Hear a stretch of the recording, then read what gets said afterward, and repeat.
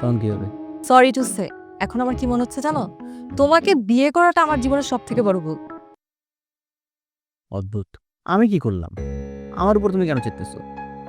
দেখো, আমি তোমাকে একটা কথা ক্লিয়ারলি জানাই দিচ্ছি, বাবা যদি সত্যি সত্যি বিয়ে করে তাহলে আমরা আর এই বাড়িতে থাকবো না। কই যাবে? কই যাবো মানে? সেটা তো তোমার দায়িত্ব, তুমি আমাকে বিয়ে করছো, তুমি আমাকে কোথায় রাখবে সেটা তোমার দায়িত্ব।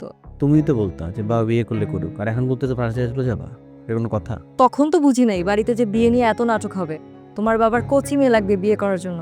আর তোমার ফুফু, সে আস্তে না আস্তে বিয়ের আগে যা শুরু করলো, না জানি বিয়ের পর আরো কি কি শুরু করবে। আমি এসব আর দেখতে পারবো না। আচ্ছা, ঠিক আছে, সমস্যার তো একটা সমাধানে আসতে হবে। বাবার সাথে একটু বসি, তারপর কথাবার্তা বলি, ঠিক না? আমি এত কিছু জানি না, আমি এসবের ভিতর নাই।